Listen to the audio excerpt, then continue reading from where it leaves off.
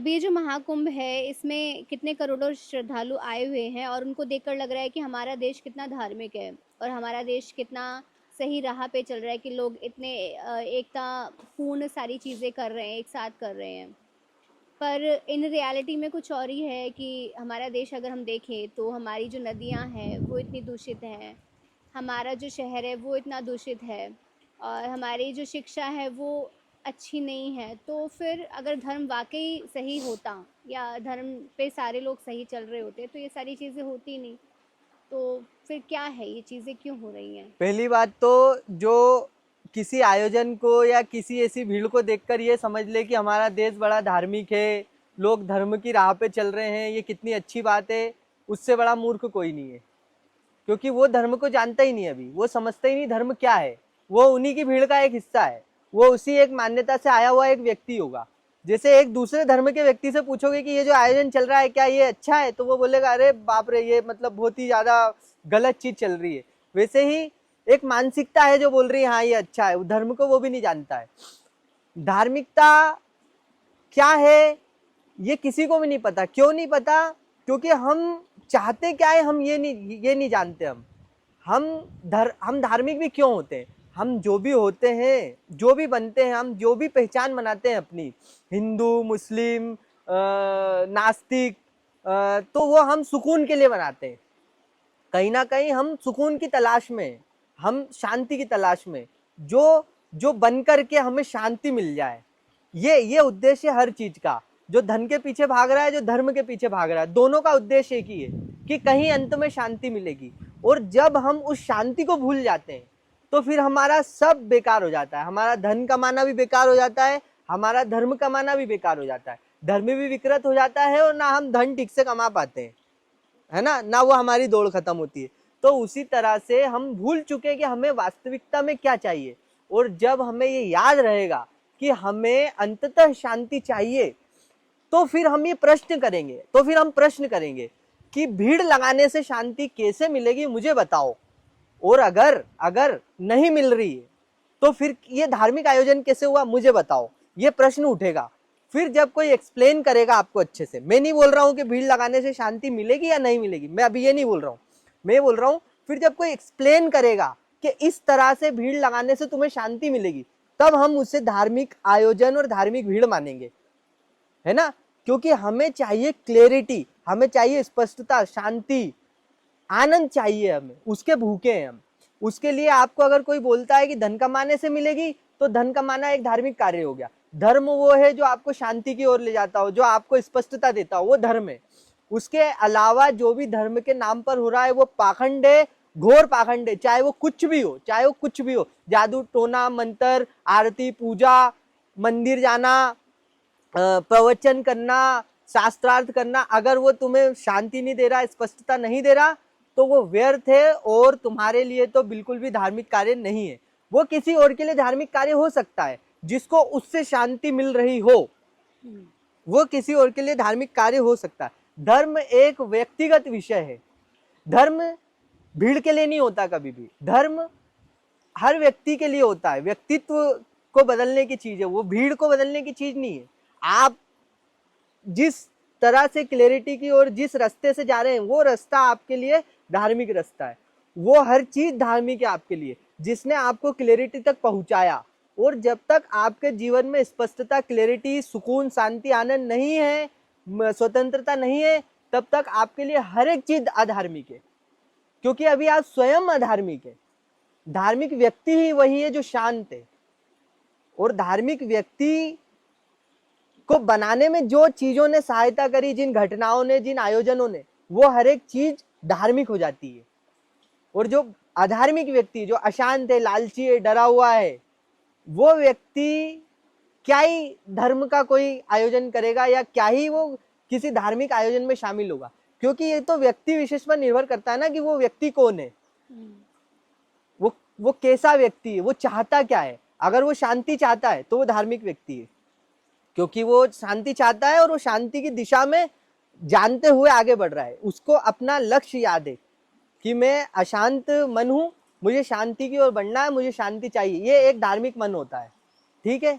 और जो भी आयोजन, जो भी वस्तु, विचार, चीजें, व्यक्ति उसको उस लक्ष्य तक पहुंचाने में मदद करते हैं, वो धार्मिक आयोजन होते हैं, धार्मिक व्यक्ति होता है, धार्मिक पुस्तक होती है। तो अब आप बताओ, आपने बोला कि ये जो पूरा धर्म का एक चल रहा है, पूरा जो सिस्टम चल रहा है, ये कैसे किसी को शांति देगा?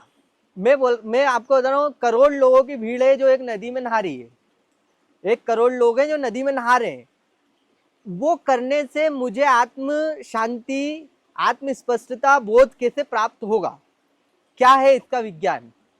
कैसे? और क्या वो जो लोग नहा रहे हैं, क्या वो उस नदी से निकलने के बाद बुद्ध होके निकलने वाले हैं? क्या वो बहुत शांत होके निकलने वाले हैं? क्या वो भ्रष्टाचार नहीं करेगा वो सरकारी अफसर जो कुंभ में गया है, जो उस नदी में नहा रहा है इतने संतों के बीच में? क्या वो निकल करके अब घूस नहीं खाएगा? क्या हमारा देश बदल जाएगा? नहीं। क्या सब ईमानदार हो जाने वाले हैं जो वहां गए हैं? अगर नहीं, तो फिर ये धार्मिक आयोजन कैसे हुआ? मुझे बताओ, कैसे हुआ? बिल्कुल नहीं हुआ। फिर ये एक, हाँ, आप फिर इसको एक सामाजिक अर्थ दे सकते हो, बिल्कुल दे सकते हो कि एक समुदाय है जो जो जो इतने सारे लोग जब मिलते हैं तो उनमें एक एकता आती है, और फिर वो दूसरे समुदाय के प्रति खड़े हो सकते हैं कि भाई हम में भी एकता है और हम किसी भी दूसरी शक्ति के विरोध में खड़े हो सकते हैं, एकजुट हैं, और जिससे मिलनसार बनते हैं लोग, एक दूसरे की संस्कृति को जानते हैं, दूर दूर से लोग। ये सब अर्थ आप दे सकते हो उन चीज़ों को, और अच्छी बात है। लेकिन आप ये बोलो कि ये धर्म है, धर्म बिल्कुल अलग चीज़ है। धर्म वो है जो आपको शांति दे दे। मैं तो इतना जानता हूँ, एक व्यक्ति जब तक अपना ईमानदारी से आत्म अवलोकन नहीं करेगा, जब तक उसको अपने अंदर से जो खुद को जानने की इच्छा नहीं उठेगी, तब तक वो चाहे करोड़ों लोगों के साथ पानी में नहाए, चाहे अकेला कहीं बैठा रहे, वो कैसे एकता का भाव आएगा उसके अंदर? कैसे जानेगा वो तो अपने ही विचारों में खोया हुआ है ना। आप देख ही रहे हो ना कुंभ में क्या चल रहा है। कुंभ में हम देख रहे हैं क्या चल रहा है। एक साध्वी जा रही है, वो एक इन्फ्लुएंसर है जो कि बहुत खूबसूरत है, उसकी आंखें बहुत अच्छी है, तो लोगों ने उसको खूब ज्यादा वहां महिमा मंडित कर दिया, उसको वायरल कर दिया। एक एक साधु आ रहा है कहीं विदेश से, जिसकी हाइट 7 फीट है, जिसकी बॉडी है, तो लोग बोल रहे हैं ये परशुराम जी आ गए हैं। मतलब पूरा तरह से देह आधारित चीजें चल रही है वहाँ पे। रूप सौंदर्य देखा जा रहा है वहाँ पे यूट्यूबर्स जा रहे हैं जो कुछ कुछ क्या प्रश्न पूछ रहे हैं वहाँ पे। जो ज्यादातर लोग हैं, जो ज्यादातर साधु संत हैं, उनकी बातें सुनो आप। मतलब वही क्रोध वो वहां भी दिखा रहे हैं जो लोग हम घरों में देखते हैं, जो कलेश हम घरों में देखते हैं, वही उनके अंदर आपको देखने को मिल रहा है। वो लोगों को मारने दौड़ रहे हैं चिमटा लेकर के। जब तुम यहाँ पर आके इतने क्रोधित हो रहे हो तो तुम अपने जंगल से आए ही क्यों? यहाँ पे क्रोध करने आए आप? यहाँ पे आपका संन्यास तो यहाँ पे सब खंडित हो गया, आपका जो ये जो साधना थी तो खंडित हो गई। आपको तो एक सड़े से यूट्यूबर ने आके क्रोधित कर दिया। आपका तो क्रोध और ये सब चीजें आपकी तो बाहर निर्भर कर रही है। आप फिर कैसे संत हो, कैसे सन्यासी हो? हमने मतलब कैसे कैसे हमने इंटरव्यू देखते हैं जब कुंभ का आता है, तो मुझे तो कहीं से भी नहीं लगता है कि ये कोई बहुत बड़ी धार्मिक चीज चल रही है। मुझे तो नहीं लगता। देखो सीधी सी बात है, अब इसमें जो हो जाए मेरे साथ मुझे नहीं पता। मैं तो इस बात पे तर्क करने के लिए हर जगह पर उपस्थित हूँ, और मुझसे तर्क करा जाए, मुझे समझाया जाए कि कैसे मैं इस चीज को करने से मुझे आनंद मिलेगा, कैसे मुझे स्पष्टता, कैसे मैं स्वयं का मुझे बोध हो जाएगा ये करने से। कैसे मैं अगर एक हाथ 20 साल तक ऊपर रखूंगा तो मुझे स्वयं का बोध हो जाएगा। कैसे मुझे बताओ? कैसे कांटों पे लेट जाने से मुझे आत्म शांति मिल जाएगी? मुझे बताओ। मैं तो बस इतना, एक मेरा तो बच्चे जैसा प्रश्न है, छोटा सा प्रश्न है, मैं बिल्कुल सहज होकर पूछना चाहता हूँ। मुझे कोई दिक्कत नहीं है किसी भी चीज से। और मैं सिर्फ कुंभ में नहीं, मैं हर एक त्योहार, हर एक धर्म का त्योहार जो धार्मिक कहते हैं अपने आप को, कोई भी धर्म हो वो, मैं उन सबसे पूछना चाहता हूँ कि तुम्हारा त्योहार जो तुम ये जो आयोजन करते हो वो कैसे कैसे मुझे शांति की ओर ले आ सकते हैं। और अगर तुम कहते हो कि जो हमारा जो त्योहार है, जो हमारा जो आयोजन है, इसका शांति वांति से, स्पष्टता से कोई लेना देना नहीं है, तो फिर इसका लेना देना किस चीज से है? और फिर ये धर्म कैसे हुआ? जब मुझे इससे शांति नहीं मिलेगी, मुझे क्लैरिटी नहीं मिलेगी, तो ये तुम्हारा आयोजन धार्मिक कैसे हुआ? फिर इसको तुम धार्मिक क्यों बोलते हो? और धर्म क्या है वास्तव में? तो फिर जो ये इतना बड़ा महाकुंभ है और सरकारें इसमें लगी हुई हैं, इनकी जो भी इनसे संबंधित जो कार्य हैं वो बहुत अच्छे से कर रही है कि कोई कोई किसी चीज़ को कमी ना हो जाए।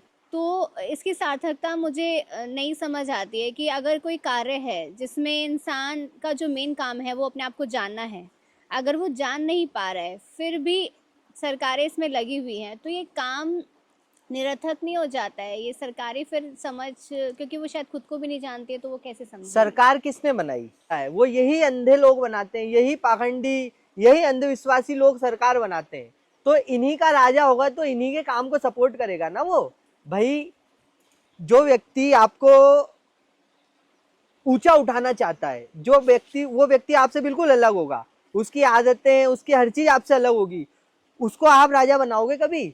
आप राजा किसको बनाओगे? जो आप ही के जैसा है, जो आप ही में से निकला है, जो आप ही की इच्छाओं की पूर्ति के लिए वादे करता है, जो आप चाहते हो वो देने के जो आपको वादे करेगा, उसी को तो आप वोट दोगे।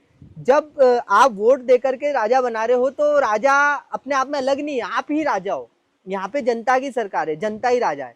तो जैसी जनता होगी वैसी सरकार होगी। आपको क्या लग रहा है कि हमारी जो सरकार हो वो आत्मज्ञान पे फोकस करे, वो लोगों को ऊंचा उठाने पे, उनकी चेतना पर फोकस करे? आपको क्या लगता है ऐसा कभी हुआ है कभी कि सरकार ने इस बात को बढ़ाया हो कि भाई यहाँ पे ऐसी शिक्षा दी जाए, इनर स्कूलों में, कॉलेजों में इनर एजुकेशन को बढ़ावा दिया हो, अध्यात्म को बढ़ावा दिया हो? ऐसा कौन सी सरकार ने करा भाई? और क्योंकि ऐसा जनता ही नहीं चाहती, इसमें सरकार की गलती नहीं है। जनता जो चाहेगी सरकार वो करेगी। जनता फ्री का खाना चाहती है, राशन चाहती है, बस का किराया फ्री चाहती है, ये सब चाहती है। जनता दारू चाहती है, सरकार दारू देती है। लोग मास पे वोट देते हैं कि भाई जिनको चिकन और मुर्गा बांटा जा रहा है, दारू बांटी जा रही, फ्री में कंबल बांटे जा रहे हैं, साड़ियां बांटी जा रही महिलाओं को, वो वहां जाके वोट दे रही है, तो सरकार वही तो करेगी। तो सरकार कभी भी धर्म को बढ़ावा कैसे दे सकती है? संभव ही नहीं है। जब तक लोग धार्मिक नहीं होंगे तब तक सरकार धर्म को कैसे बढ़ावा देगी? लेकिन लोग जिस तरह के धार्मिक हैं, तथा कथित धर्म जिसको बोलते हैं, उस तरह के धर्म को सरकार फिर बढ़ावा देती है, क्योंकि लोग यही चाहते हैं। सरकार लोगों की है, सरकार कोई अलग आइडेंटिटी नहीं है। हमको लगता है सरकार अलग है, लोग अलग है, अब सरकार ये करेगी उस हिसाब से लोग चलेंगे। लोग ही सरकार है, यहाँ पे लोग ही सरकार है। जैसे लोग होंगे वैसी सरकार होगी। लोग जो चाहते हैं वही हो रहा है, और लोगों को नहीं पता कि वो क्या चाहते हैं। उनकी जो चाहते हैं वो आ कहां से रही है? सही कहा। भ्रमित अंधे लोगों की अंधी सरकार, पागलों की, वही है ना, मतलब पागलों की सरकार पागल। सत्य तो यही है। सही कहा। और अगर तुम सहिष्णु मानते हो स्वयं को, और तुम बहुत ज्ञानी मानते हो स्वयं को, तुम बहुत, तो मुझे उत्तर दो, मुझे समझाओ कैसे? मैं जानना चाहता हूँ कैसे। आओ डिबेट करो। मैं तो बोल रहा हूँ कुंभ में जो ऊंचे से ऊंचा सन्यासी संत है वो मुझे बताए कि कैसे उसके ये सब धारण कर लेने से, जटाएं बढ़ा लेने का क्या संबंध है क्लियरिटी से, मुझे समझाए। क्या जो जटा नहीं रखते वो क्लियर नहीं हो सकते? क्या नहीं हो सकते? क्या जो धुनी नहीं रमाते वो क्लियर नहीं हो सकते? जीवन में स्पष्टता उनको नहीं मिल सकती? ज्ञान प्राप्त नहीं कर सकते? अगर कर सकते हैं तो फिर ये विशेष वेशभूषा क्यों? मुझे बताए वो व्यक्ति। क्या जो कुंभ में नहीं जाएगा, क्या वो स्पष्ट नहीं हो सकता, जीवन में नहीं जान सकता अपने आप को? क्या भगवत प्राप्ति करने के लिए एक निश्चित मार्ग तय है कि इसी पर चलना पड़ेगा सबको? क्या ऐसा है, या सबके मार्ग अलग होते हैं? अगर सबके मार्ग अलग होते हैं तो धर्म एक समुदाय कैसे बन गया? एक समुदाय के का पूरा एक धर्म सामुदायिक चीज कैसे बन गई? धर्म तो व्यक्तिगत होता है, और अगर धर्म व्यक्तिगत होता है तो तुम जो कर रहे हो वो क्या है? मुझे समझाओ, मैं जानना चाहता हूँ ये, है ना? मुझे बताओ। और यही कट्टरपन है कि कोई अगर कहे कि इसी मार्ग से तुम्हें भगवत प्राप्ति होगी, इसी मार्ग से तुम मोक्ष को प्राप्त करोगे, स्वयं को जानोगे, यही एक मात्र मार्ग है, अगर कोई ये कहता है तो इसी को कट्टरपन कहते हैं। इसी को फिर लोग थोपना शुरू करते हैं कि हमारी किताब में जो मार्ग बताया वही सच है और यही लोगों तक जाना चाहिए, और इसके अनुसार जो नहीं चल रहा वो काफिर है। अगर आप ऐसे हो तो फिर आप किसी धर्म विशेष का किस बेस पर आप उनका खंडन करते हो? कि आप बोलते हो कि हम तो फिर इस्लाम को भाई हम नहीं चाहते कि ये इतना फैले, या इस्लाम धर्म फैले, क्योंकि वो भी तो अपने किताब को लेके कट्टर है। वो भी तो यही बोलते हैं इस मार्ग से चल के ही तुम्हें मिलेगा, और जो हम बोल रहे हैं वही वो है, तुम अपना नहीं सोच सकते, तुम्हारी अपनी विचारधारा नहीं हो सकती। यही तो फिर अब हर एक जो इस्लामिक कंट्रीज है उनमें हो रहा है। तो अगर तुम वैसी ही विचारधारा रखना चाहते हो कि तुम अपना मार्ग सही बता करके और उसको थोपना चाहते हो किसी पर, तुम किसी के विचार नहीं सुन सकते हो, तुम उसमें डिबेट नहीं कर सकते हो, तो फिर तुम किस आधार पर उनका विरोध करते हो? तुम इस्लामिक विचारधारा का विरोध कैसे करते हो? तुम भी इस्लामिक ही हो, बस तुम्हारा नाम अलग है।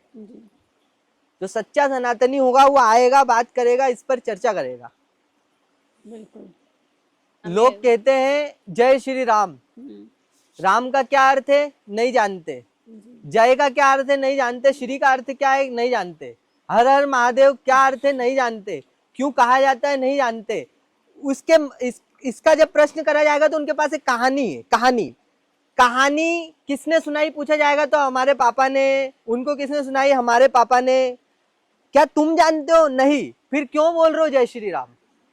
जो बोल रहे हैं अल्लाह अकबर, क्या उनका तो चलो एक किताब में पूरा वर्णन ही है कि भाई ये है अल्लाह, मान लो, और मानोगे नहीं तो तुम निपटा दिए जाओगे। जिसने नहीं माना उसको मंसूर की तरह फिर उनका। लेकिन तुम तो सनातनी हो, तुम तो प्रश्न करो, तुम तो जानो। जय श्री राम राधा राधा जपने से मुझे स्पष्टता कैसे मिलेगी? कैसे? बिल्कुल। कैसे मिलेगी? क्या एक शब्द बोलते रहने से मुझे स्पष्टता मिलेगी? कैसे मिलेगी? इसका कोई लॉजिकल आंसर है? नहीं है। अगर तो फिर अगर मान ही लेना है तो फिर मैं इस्लामी की तो हुआ, इस्लामी की तो हुआ, क्योंकि मैं फिर यही मान लेता हूँ ना, एक काम करता हूँ, मैं यही मान लेता हूँ कि राम जी तो ऊपर बैठे हैं भाई, वहीं से तीर चला देंगे वो किसी भी कोई गलत करने वाले के ऊपर, मैं तो ये मान लेता हूँ। अब तुम फिर ये कैसे बोलोगे तुम्हारी मान्यता सही मेरी गलत? फिर मान्यता है ये तो मान्यता पे चलने वाला मूर्ख होता है, और यही इस्लामिक विचारधारा है। तो हम सनातनी ऐसे नहीं है, हम प्रश्न करेंगे, हर बात पे प्रश्न करेंगे, हम बिना जाने कुछ नहीं बोलेंगे ना कुछ करेंगे। ये सनातन है, यही सच्चा सनातन है। और अगर इसके अलावा कुछ सनातन है तो मैं नहीं मानता उसको, सीधी सी बात है, मैं तो नहीं मानता जी। आरती कर रहे हैं लोग, पूछो आरती क्यों करते हो, पूछो, नहीं पता। मंदिर जा रहे हैं लोग, क्यों जाते हो मंदिर, क्या है इसका अर्थ, क्या मिलेगा इससे, और तुम्हें क्या चाहिए, नहीं पता। वहां जाएंगे, वहां पर भी टूरिस्ट प्लेस बना देते हैं उसको, फोटो खींच रहे हैं, घोड़े खच्चर पे चढ़ चढ़ के जा रहे हैं, उनकी भी ऐसी की तैसी कर रहे हैं, प्रकृति की भी ऐसी की तैसी कर रहे हैं, वहां पे कचरा फेंक के आ रहे हैं। केदारनाथ जा रहे हैं लोग, उनसे पूछो क्या है मतलब शिव का, क्यों हम इतना पहाड़ चढ़ के मंदिर आते हैं। जो कभी अपने घर के, अपनी गली के शिव मंदिर में नहीं गए, उनके भी सपने हैं केदारनाथ जाने के। क्यों है? क्योंकि वहां पे बर्फ गिरती है, क्योंकि इन्होंने बर्फ नहीं देखी कभी। बर्फ देखने के नाम पे ये धर्म का उसको टेक देते हैं, क्योंकि इनको बर्फ देखनी है, वहां पे फोटो वीडियोस बनाने, ये इसलिए वहां जा रहे हैं। और ये लोग हैं कट्टर धार्मिक, ये इनको धार्मिक बोल रहे हैं हम। और अगर इन जैसे लोगों को हटाया जाएगा तो कोई नहीं बचेगा फिर। इसलिए इन मेरी जैसी बातों का विरोध करते हैं लोग, कि अगर यही लागू करने लग गए तो हिंदू कौन बचेगा, हम तो खत्म हो जाएंगे। तो फिर तुम हो ही क्या, अभी हो, वास्तव में तुम खत्म ही हो। ऊपर एक नाम है बस, धार्मिक, झूठे नकली गंदे धार्मिक लोग। इससे अच्छा तुम नास्तिक हो जाओ, तुम जो हो तुम अपनी वास्तविकता में आ जाओ। जैसे कि भेड़ जो है, वो भेड़िया जो है, वो कोई शेर का नकाब पहन के घूम रहा हो सब जगह, और सभी भेड़ियों ने पहना हो, और जब असली सिंह के बारे में बात करी जाती हो तो सभी भेड़िए विरोध करते हो, अरे क्योंकि अगर ऐसा होगा तो फिर सिंह बचेगा कौन, सबके नकाब उतर जाएंगे। तो तुम अभी भी सिंह हो नहीं हो, तुम नकली हो, तुम पाखंडी हो। तुम करो इस पर डिबेट, करो इस पर चर्चा, बताओ मुझे आरती क्यों करते हो, बताओ मुझे मंदिर क्यों जाते हो, बताओ सत्यनारायण की कथा क्यों करते हो घर में, बताओ यज्ञ क्यों करते हो, मुझे बताओ जी। और इसका मेरी स्पष्टता से क्या लेना देना है? क्या जो मंदिर नहीं जा रहा, क्या वो स्पष्ट नहीं हो सकता? क्या जो सत्यनारायण की कथा नहीं कर रहा है घर में, वो स्पष्ट नहीं हो सकता? मुझे बताओ, जो आरती नहीं करता, क्या स्पष्टता उसको जीवन में नहीं मिल सकती? क्या वो स्वयं को नहीं जान सकता? अगर जान सकता है तो फिर इसका इतना महत्व क्यों है? क्या ये एक भेड़ चाल नहीं है कि ये कर रहा है तो मैं भी करूंगा? सबको अपना मार्ग चुनने का हक होना चाहिए, जो कि है भी वास्तव में, और समझदार लोग इन पचड़ों में पढ़ते भी नहीं है। वो तो आपने प्रश्न पूछा तो मैंने उत्तर दे दिया, नहीं तो मुझे कोई पढ़ी भी नहीं है। इंसान स्पष्टता के नाम पे तो ये करता ही नहीं है, वो उसको क्लैरिटी चाहिए ही नहीं। वो अगर सत्यनारायण की कथा करवा रहा है तो उसकी कोई भौतिकता नीड होती है कि वो किसी भौतिक चीज को पाना चाह रहा है, बिल्कुल बिल्कुल। और वो हाँ, क्लैरिटी के नाम पे बहुत तो कर सुंदर बात बोली आपने। इनको भगवान भी अपनी अपनी इच्छाओं की पूर्ति करने के लिए बनाना है। ये भगवान से भी जाकर भगवान को नहीं मांगेंगे, ये भगवान से जाकर के अपनी इच्छा पूर्ति के लिए, मेरी जॉब लगवा दो, मेरी शादी करवा दो, मेरा बच्चा पैदा करवा दो, मेरा घर बनवा दो, ये मांगते हैं ये लोग जाके। मेरे को एक अच्छी बहू दे दो घर में, जो मेरे पैर दबाए और मेरे कपड़े धोए। ये भगवान से जाके मांगते हैं, और ये धार्मिक लोग हैं। ये धार्मिक लोग हैं, ऐसे होते धार्मिक लोग। इससे अच्छा वो लोग नहीं है जो अपने दम पे मेहनत करके कमाते हैं और फिर वो चीजें हासिल करते हैं। ये आलसी, निकम्मे, निखट्टू लोग हैं, जिन्हें करना धरना कुछ नहीं जानना, जिनसे होता। इनको एक बस अंधविश्वासी एक कोई भगवान बनाना है, और फिर उससे मांगते रहना, ये दे दे, वो दे दे, ये दे दे, इससे हमारा ये हो जाए। और ये लोग धार्मिक चोला पहन के बैठे। नहीं तो असली धार्मिक व्यक्ति उसको सहन ही नहीं कर पाएंगे ये लोग, उसकी मॉब लिंचिंग कर देंगे ये लोग। अगर नकाब पहने हुए भेड़ियों के बीच में असली सिंह आ जाएगा तो वो भेड़िए मिलके मार डालेंगे उसको, क्योंकि वो तमाचा है उन सबके मुंह पे। समझ रहे हो आप? उस पे ये हिंसा करेंगे, उससे तर्क वितर्क नहीं करेंगे। और सनातन हमेशा वैचारिकता का वो है, धर्म है, वो हिंसा का धर्म नहीं है। तो करो ना हमसे वैचारिक बातचीत करो,